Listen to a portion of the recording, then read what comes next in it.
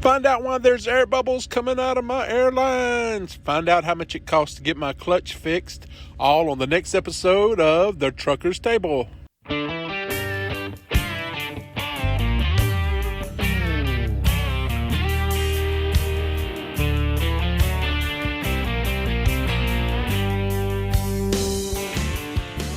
Where we at?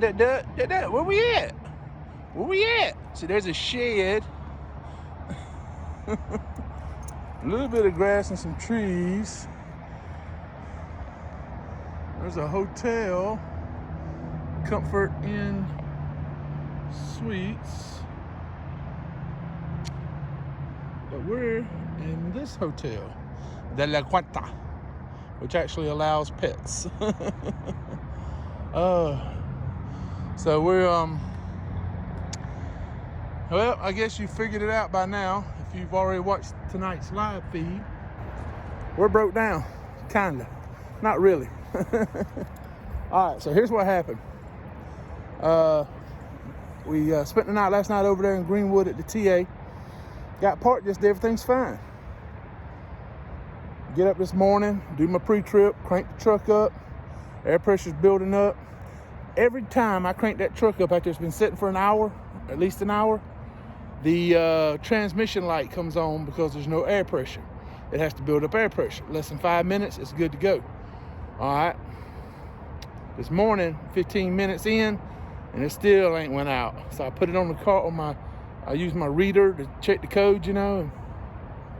And it wouldn't tell me nothing. So switched it off, switched it back on, checked the air pressure, everything's good. So I don't know. I was worried, concerned, because I'm supposed to be headed out to El Paso. I'm not going to get way out in the middle of nowhere and my daggum transmission go out on me, you know. So that's why I decided to go ahead and take it to the shop. Because right down the road from where we were at, we were at the TA there in Greenwood. We're just up the road there on that Highway 80, on that side service road, is Buckner's Volvo. And I've been there before. They did work for me before. Y'all remember we were there. Anyway, so we took it in there. They got me right in, diagnosed it. Your clutch. So he told me a good clutch, a new clutch is like I want to say 1.6 something or 1.8 something like that is the tolerance thing. And he said on one that goes out where you can't use it no more is 1.6 or 6.1 I think, or something like that. I forgot what he said now. Anyway, so then he tells me mine is at 6.3 or some 1.63 or something 0.63. Anyway, mine's like 0.2 of a thing away from being completely shot. So I said, yeah, go ahead and fix it, man, because I'm not driving to El Paso and break down out in the middle of nowhere, Van Horn or somewhere like that, and not be able to get my truck fixed, you know, and be stuck there for a week, or either pay all the money to get towed to a big shop. So we went ahead and got it fixed, called, canceled my load going to Andrews, called, canceled my load going up to Searcy. I haven't canceled the one going down Orlando yet because there's still a chance, because the truck's supposed to be ready tomorrow, that I can find a load that'll get me close to Jonesboro to pick up, to take that load to Orlando. Because I don't like canceling loads. If I can find a load that'll get me there, I'll haul the load. You know, even if it costs me a little bit of money. So that's what I'm looking at now. I'm probably just going to end up booking a load, leaving out on the 17th, deliver on the 18th, somewhere up there close to Jonesboro, and then just pick that load up and come on home. That's what I'm thinking about doing. Just like I said, I don't want to cancel. I could easily cancel, and I've already booked out a series of loads that would get me closer to the house in Orlando, but I'd have to cancel the load. And I don't want to have to cancel 3 loads. I canceled 2 already. Plus I had to cancel one Sunday because I couldn't get up to Plainfield. You know, and that's 3 loads in like what, 3 days or less than 3 days? So I'm not doing it no more. I'm trying not to cancel loads, you know. And that's how you succeed over here. You don't cancel loads if you can find a way around it. So that's the goal. try to figure something out. We're also trying to figure out where we're going to eat dinner tonight. They got a IHOP here and a Waffle House over here. Both of them have to-go orders, so I can order it and then run pick it up, leave Ducky in the hotel room for a minute. I don't know. I may just get something order something in. So we'll see. Maybe Uber Eats. I ain't never done that before. So anyway, we'll figure it out. Tear it up, Duck. Tear it up, buddy. That's what I'm talking about. So don't little pine straw mess with me. So anyway, we're gonna do it. You probably already seen it by now. Live feed tonight from the hotel. Hopefully they got good Wi-Fi. We'll find out, won't we? Anyway, y'all don't go to hang around. We get the old truck fixed. We'll let you know what's going on. Right, well, we got us a load. We got it loaded. Paint. Yeah, paint. Got it strapped in. Nice and legal.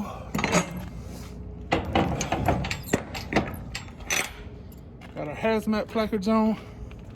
Nice and legal. I'm gonna put us a lock on it too. Just do a little safe. Man, we got a lot to talk about, don't we? We got the breakdown on the bill for getting the truck fixed. We gotta talk about the load we booked. Picking up here in picking up here in Little Rock. Dadgummit. And so we get up here to Little Rock to pick up the load. I called the guy to make the appointment. Yeah, that load shipped yesterday. Oh, really? All right. How about that? So I called the agent. And he said, there we go. Whew, that took a lot of work. I'll be ready to drop this trailer in Jonesboro. So anyway, he checked with his supervisor. Oh man, I'm so sorry, yeah. We'll give you a $250 truck order not used. Tonneau, whatever you call it. All right, man, no big deal. Jumping on the load board. And the reason I took this load versus another load that might have paid more is the area it was getting me to put me where I could get a load back down close to Jonesboro to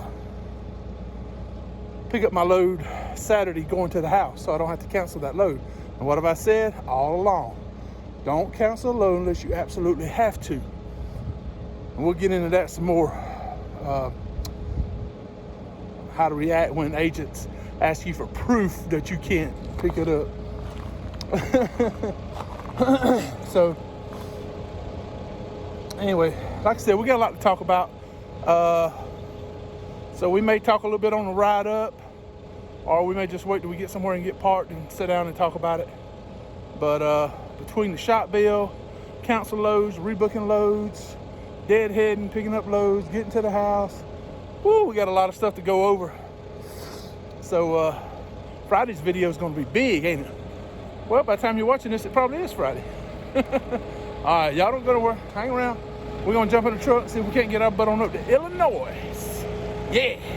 We might stop off at BJ's up there on the way up. I know we're going to be stopping in Matthews and topping off some of that cheap fuel. All right, so y'all come on. Let's go along for the ride. Well, we are in Nashville, Illinois. There's a dirt man checking out this little strip of grass right through here. It goes all the way down yonder and back down to here. There's McDonald's. And then there's truck parking back here. And we're parked over here on the end next to the grass. Woo. Don't go out there. Don't even think about going out there and all them stickers. Woo. What you say, that you take care of everything you need to do? Yeah. So it's cold there. It's cold. It's so cold. Yeah, it's so cold. I am freezing my butt off. Ooh, I can't wait to get back to Florida, baby. Woo, can't wait to get back to Florida. I'll be happy to hit Orlando. Heck yeah, man. Woo! Yeah, this cold weather. We're gonna be home for at least maybe, well, we'll be in Florida for almost a week, right at a week, because we'll get back to Florida probably Sunday and won't leave until Sunday, the following Sunday or Saturday, somewhere in there. So we'll see. Woo, he's almost over his business. We're gonna get back in the truck. We're gonna talk about everything that's been going on with our loads, and we're gonna talk about the breakdown on the bill, how much it costs, and all that good stuff. So y'all don't go nowhere. Hang around. Let's go take care of some business. Well, howdy. We make that a little bit better. Yeah, it's a little softer. That's a little better. We are in Nashville, Illinois. About less than a mile from where we got to deliver. We're parked behind a McDonald's because they have the best grass. I was gonna stay at the truck stop across the street, a little small truck stop, but they nothing but mud and trees. I didn't, and it was just, it looked bad. It looked real bad. It looked a lot better over here. Grass, lights, where you can see where you're going, what you're doing. It's all concrete, nice, smooth laid out, except for when you're coming in. So we're gonna park over here tonight and get up in the morning, probably leave here around no later than 7:30. I mean, we're only like 5 minutes from where we gotta deliver, but I'll leave here a little early. That way we know for sure we'll be there on time and get there a little early and try to go ahead and get unloaded. And most likely start heading back towards Jonesboro, Arkansas, and be back down there tonight and check in just to see if the load might be ready. I know it don't pick up till Saturday, but it wouldn't hurt to check in and see if the load's ready. If it's ready, we can go ahead and pick it up Friday, start heading back. We get an extra day at the house before Christmas, you know, before we have to go deliver. Anyway, we've had a lot of crazy stuff go on. So before we go over the bill, what I thought we would do is talk about what all happened. All right. So like I said, if you watch my live feed, replay or anything of that, you know I was at the TA in Greenwood. Everything was fine when I went to bed. Woke up next morning, boom, transmission issue. Took it to the dealer right down the road there. Clutch was needed, so we had to get a hotel. They finished it up the next day, and so there was no way I was going to be able to deliver my load. I had a load going out to Andrew, so I had to cancel that load. Had to cancel the load coming back, but I was able to hold on to my load going to the house, to Orlando. So we're still gonna be able to make that. So we only had to cancel 2 loads. We rebooked the load as soon as we got the truck out of the shop. I knew I was gone. I immediately started calling. Probably called about 10 different numbers, voicemail. Finally, I got a guy. He had me a load. I come up to Little Rock to pick it up next morning and check in. They're like, yeah, that load's not going to be ready until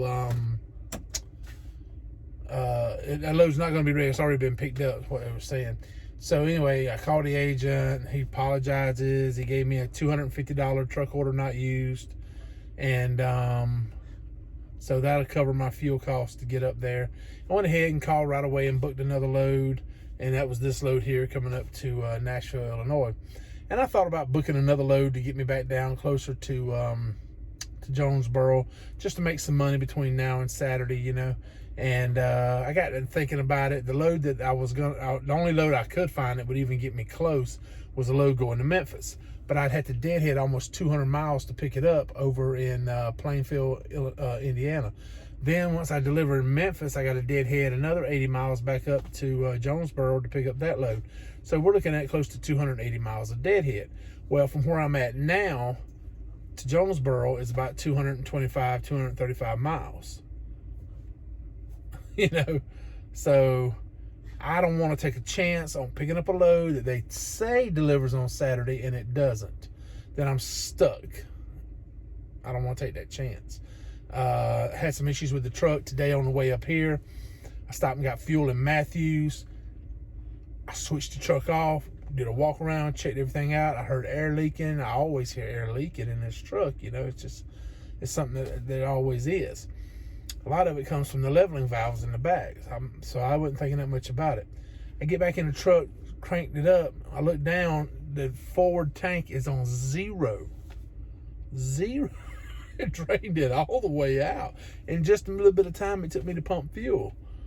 I was like, there's something going on. So I popped the hood again, got back under there with my squirt bottle, squirted it down. Sure enough, it was pouring air out of one of my lines here. And I'd already bought the fitting to replace it. I just never got around to replacing it. So I went ahead and replaced it. And everything, the lines look fine. That's the issues with the line. Once I put the new, it's a T-fitting. I'll put a picture. Here's a picture of what it looks like right here. This is what the old one looked like. I don't have a picture of the new one. The new one looks a little more bulkier than this one, and it doesn't have the indent on it. But it's, I'll take a picture of it too and put it here. So you'll see the difference in the two. And once we replaced it, no air bubbles whatsoever, perfect. So I think that's going to make a big difference. All right, so anyway, we get on up here and everything. But still got to get a PM. I want to get a PM done if I can between now and the time I get home. And get the truck completely serviced. Everything greased, lubed, all that good stuff. Get it ready to go.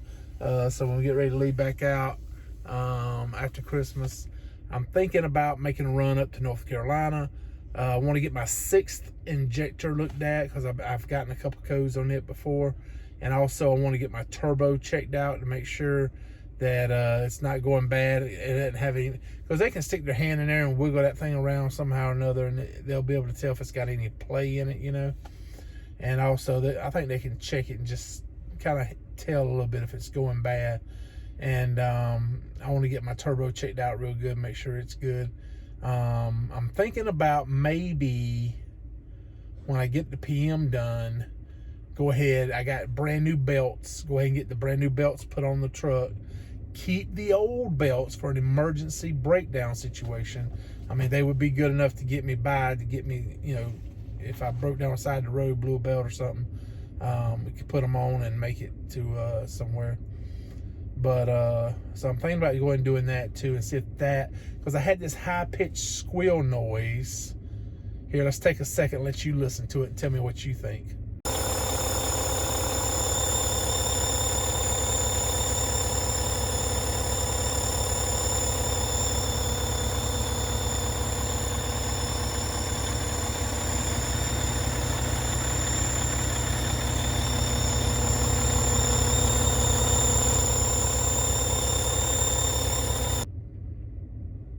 What did that sound like to you?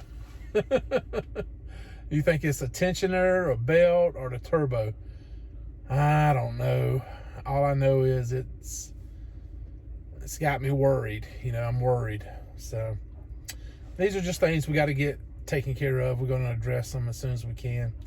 But anyway, so that's where we're at now. We should be home for Christmas, no problems. Unless something goes wrong, which it always could. Anyway, we're going to go over the bill.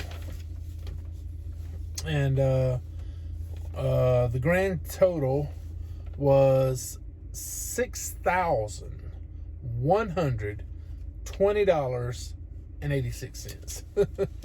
All right, so here's some of the things. They had to get the clutch kit. That was $1,106.84.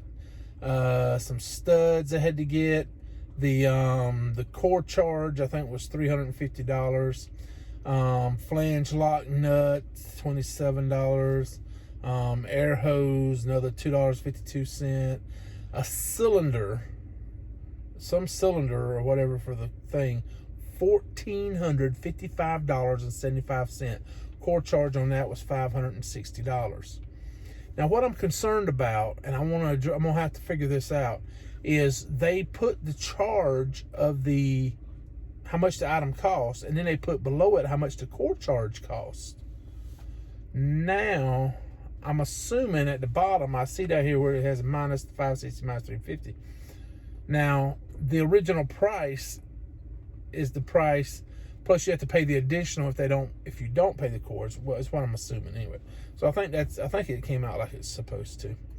Let's see what's next. Solenoid valve, $441.08. Cable ties, $1.52.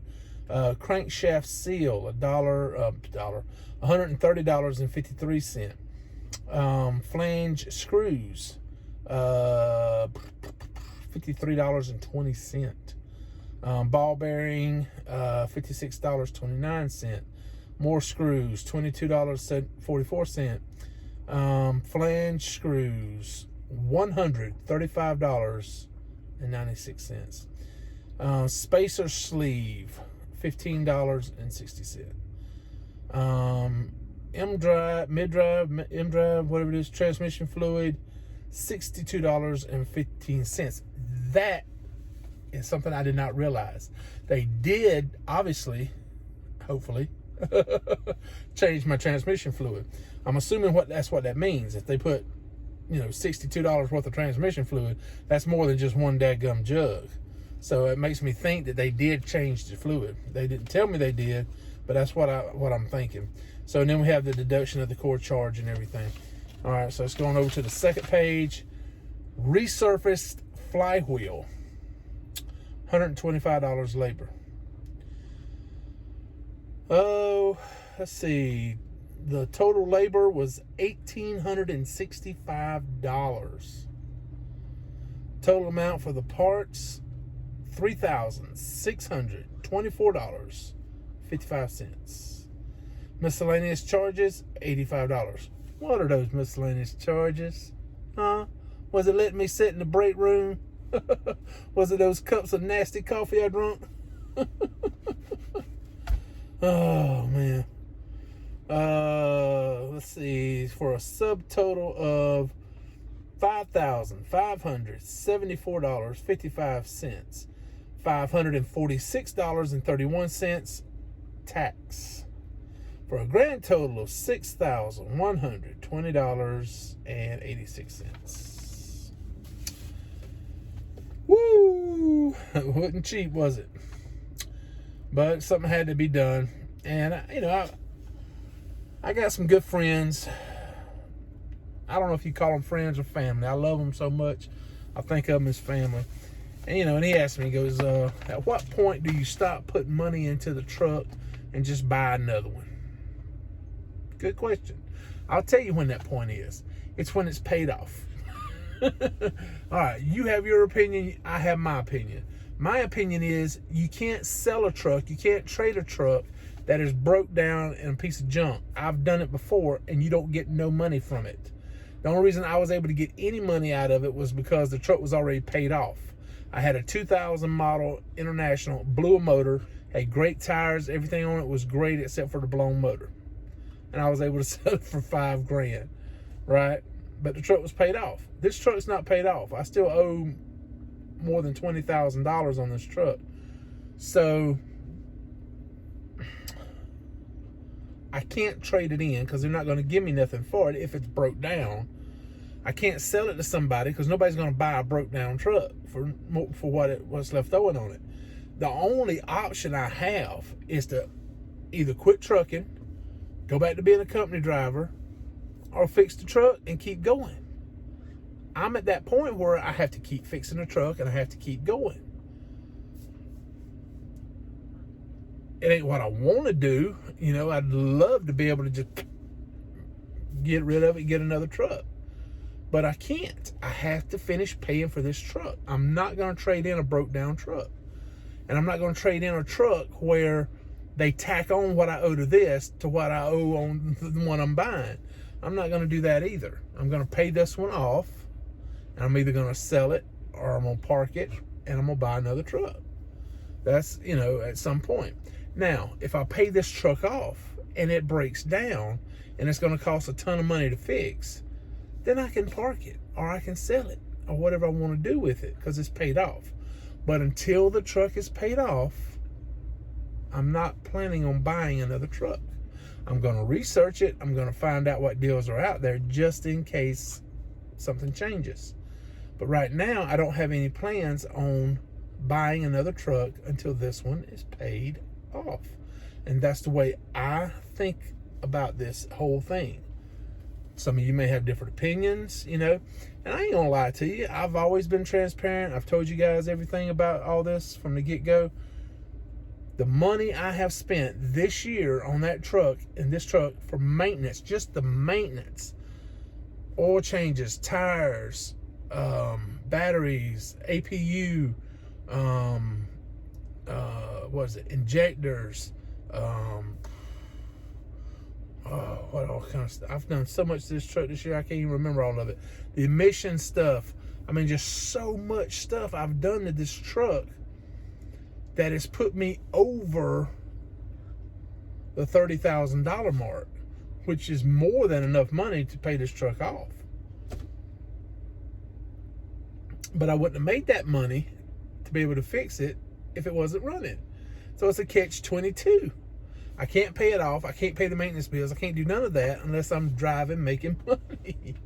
You know, and I had a friend ask me the other night, you know, how do you figure out how much you lose on your downtime versus how much your maintenance cost and something else. I forget how all the question went. And basically, here's how it works. I drive the truck. I deliver freight. Landstar gives me money. I put it in the bank. I pay my bills. That's it. That's the secret to my success. I drive the truck. I deliver the freight. They give me money. I pay my bills.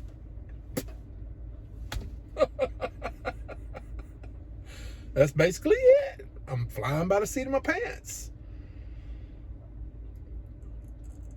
I don't have some magical big business plan, you know. I'm working on paying the truck off early. I'm paying more than what I have to every month. You know, got money set aside and pay every month. You know, I set aside money to cover my bills, to cover breakdowns, all that stuff. All that's taken care of. But I don't have some kind of magical business plan that just makes money or whatever, you know. I get out here, I drive this truck, I bust my, cover your ears if you don't want to hear it, I bust my ass.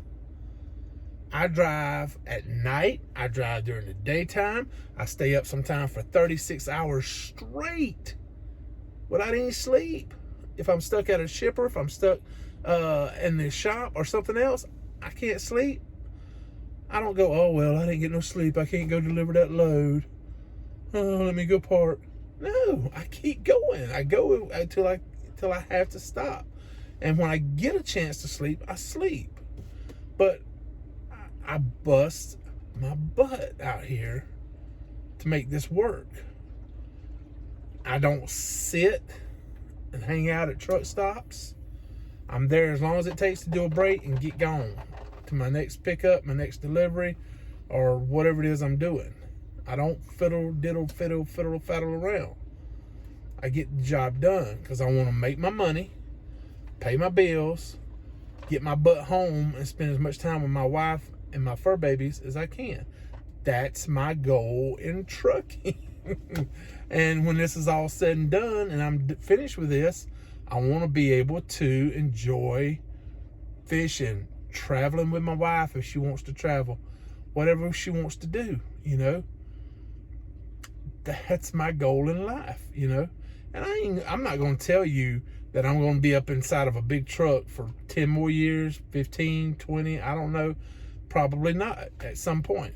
You know, I've got these ideas in my head about downsizing to a hot shot and doing something on a smaller scale, you know, maybe a little less money, but a lot less gone time, you know. A lot of it just depends. It depends on our situation, my health, Teresa's health, and everything else. I don't know for sure what's going to happen. You know, I can plan, but I can't dictate. Nobody can dictate what's going to happen, you know. A good friend of mine was in a bad wreck. He's fine. His puppy dog is fine. His truck is messed up. Did he plan for that? Mm-mm. There's no plan for a wreck. Who plans on getting in a wreck? You know, it's life. It happens. You know, I had another friend, bought a brand new truck. Transmission went out on him, you know, within the first month. Did he plan on a brand new truck tearing up on him? Mm-mm. I don't think he did. It happens. It's life. It's machinery. It'll break. Trust me, it'll break. So you can't plan when it's going to happen. It's going to happen, and if you have been preparing for it, when it does happen, you're ready for it. You can deal with it, and that's what I do. I prepare for it. I know it's going to happen, and when it happens, I'm ready for it. Let's do it. Let's get it over with. Let's go on. Let's move on. I'm sorry I've been rambling for 20 minutes, and I apologize profusely.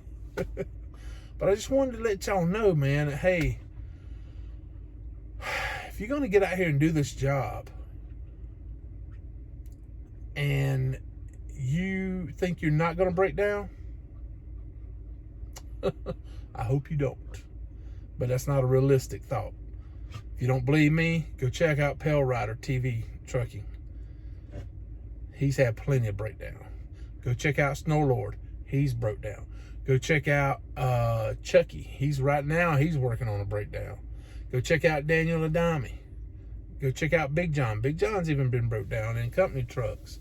At some point in time, everybody out here that does this breaks down. It's just part of life. It's part of trucking. You know, the only one that hadn't had any major breakdowns that I know of is Provost, and he had a brand new truck. But he still had to put his truck in the shop. He had a few things go wrong with it. He had to get worked on. I think he had a coolant leak. I want to say it's something with the brake drums or front end or something. I mean, things happen. But look at one of my subscribers, one of my friends, brand new truck in the shop, but it's covered under warranty. That's good. It's just you can't. There's no guaranteed solution to just making money and not having any problems. There is no solution for that. If you're a company driver, you're going to break down. You're going to be stuck somewhere. Maybe in a motel, maybe not. If you're an owner-operator, chances are you're going to break down, or you're going to get in a wreck, or something's going to happen. You know, you just deal with it. Chasing America, they've been broke down before, multiple times. It just is something that if you're a truck driver, you just have to accept that it's something that's going to happen. And just roll with the punches. The better you can roll with the punches, the better off you're going to be. And like I said, I've been doing this since 1997. And I've had a lot of crap thrown at me. A lot of it I shouldn't have come back from. You know, I should have been down for the count. But I kept fighting, kept scratching, kept coming back. You know, so anyway, I'm gonna go ahead and get out of here because I'm rambling on too much. But I just want you guys to know I love you so much for watching my channel, commenting, letting me know what you think. I don't always listen to your suggestions. Like I said, I've been doing this 23 years. I have my own ideas about stuff, and I can be hard-headed. My wife will attest to that. But I do appreciate the suggestions, and I do read them, and I do listen, and I do contemplate stuff like that, you know, when people make suggestions and stuff. But when it comes to my money, see, that's nothing. It's my money. It's my life, and I have to make the decisions. I appreciate your input, but it's not you that's having to spend this money. It's me that's going to have to spend this money. And I'm the one that's going to have to make the decision when I buy a new truck, or if I buy a used truck, or if I keep this one and just keep on fixing it. You know, I have to make those decisions because it's my money. I'm the one having to work for it. I appreciate your suggestions, but at the end of the day, I have to make the decision what's best for me and Teresa. And naturally, I always ask for her input on stuff like this. And because I want her to have a say in this as well. Usually she defers to me because she's not been in trucking for 23 years. So she doesn't know as much about it maybe as I do when it comes to knowing a little bit about trucking. But anyway, don't think that I'm not taking your suggestions or listening to them. I just may not be implementing them, you know. And we talked about that today, you know, when people ask my opinion about stuff or whatever, and I try not to say this is what you need to do. I usually try to say this is what I did, this is what worked for me, it might not work for you, or this is what I did and it didn't work, so you don't try it. I don't do that. This is what I did. It might or might not work for you. That's the way I try to do things, rather than trying to tell people what they have to do. So anyway, it's Friday.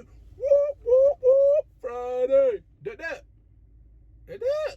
you get that chicken jerky out of that thing yet? No, you didn't get it all? Come on. Come up here and say hi. Hello to everybody. Come on. This might be your last time ever being on video. I'm just joking. Come on, did it. Come on. Say what's up, everybody. Say what's up. Pause up. Let's see if we tune it down just a little. There we go. There he is.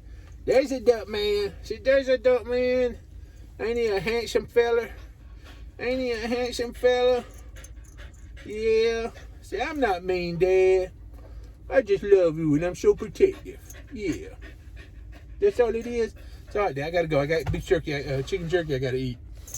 He's got this little ball that I put the treats in. And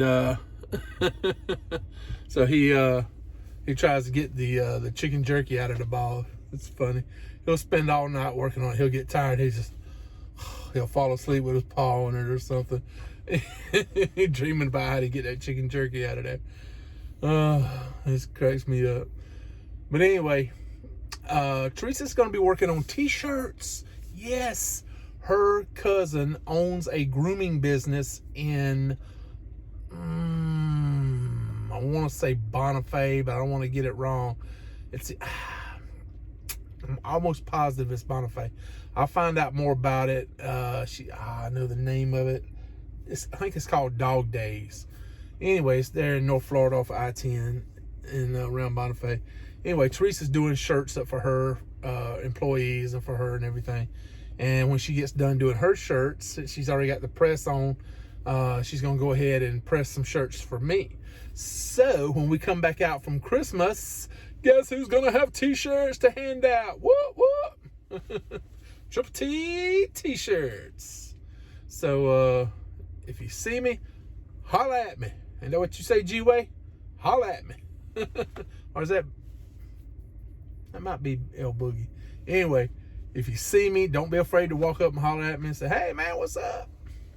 And we'll get you a t-shirt or a hat or something if you want it. And but anyway, I'm excited about that. Excited about Christmas and everything. And what all next year's gonna bring us, we'll see. So thank you guys so much. Y'all have a great weekend. Do some Christmas shopping. Get that crazy funky gift for the person you love or your best friend or somebody or another. And enjoy yourself, okay? Just enjoy it. All right. Y'all stay safe. Have a great weekend. Don't give up on that shopping. You will find the right gift. You just got to keep punching.